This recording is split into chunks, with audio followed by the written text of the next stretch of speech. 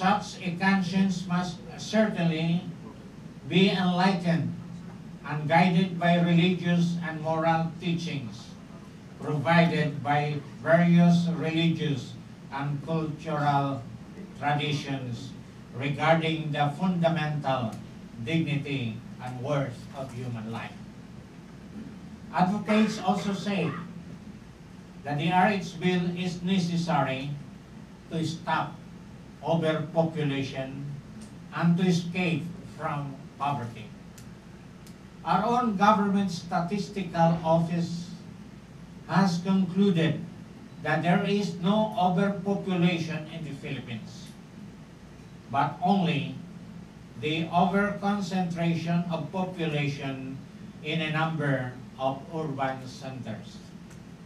Despite other findings to the contrary, we must also consider the findings of a significant group of renowned economic scholars, including economic Nobel laureates, who have found no direct correlation between population and poverty.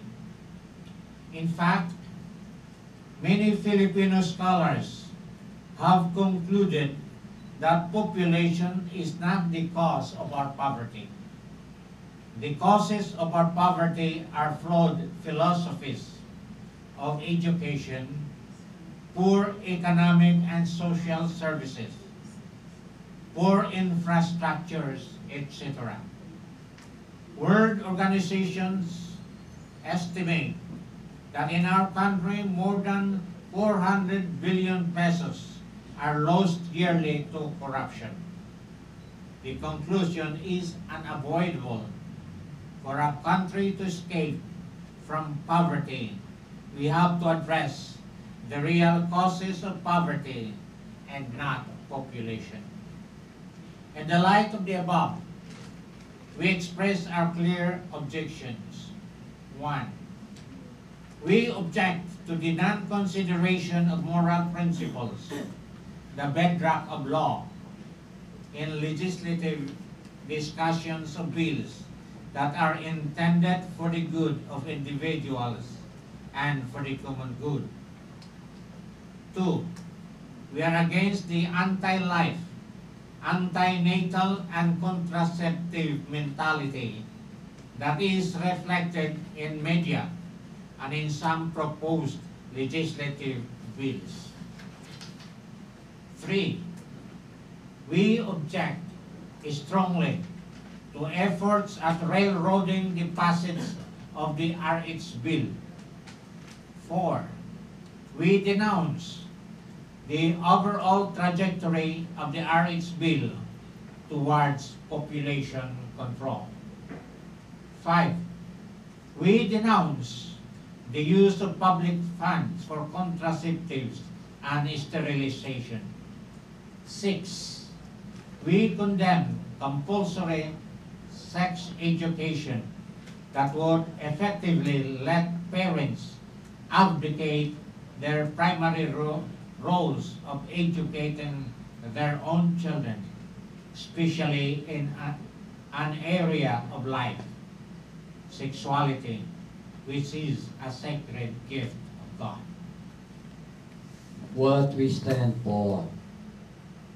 On this matter of proposed RH bills, these are firm convictions. 1. We are deeply concerned about the plight of the many poor, especially of suffering women, who are struggling for a better life and who must seek it outside of our country or have recourse to a livelihood less than decent. 2. We are pro-life. We must defend human life from the moment of conception or fertilization up to its natural end. 3. We believe in the responsible and natural regulation of births through natural family planning, for which character building is necessary, which involves sacrifice, discipline, and respect for the dignity of the spouse. 4. We believe that we are only stewards of our own bodies. Responsibility over our own bodies must follow the will of God who speaks to us through conscience. 5. We hold up on the choices related to the RH bill. Conscience must not only be informed, but most of all rightly guided through the teachings of one's faith. 6. We believe in the freedom of religion and the right of conscientious objection in matters that are contrary to one's faith. The sanctions and penalties embodied in the proposed RH bill are one more reason for us to denounce it. Our calls. As religious leaders, we have deeply and prayerfully reflected on this burning issue. We have unanimously made the moral judgment to reject the RH agenda and to choose life. Number 1, we call for a fundamental transformation of our attitudes and behavior towards all human life, especially the most defenseless, namely human life being formed or being conceived.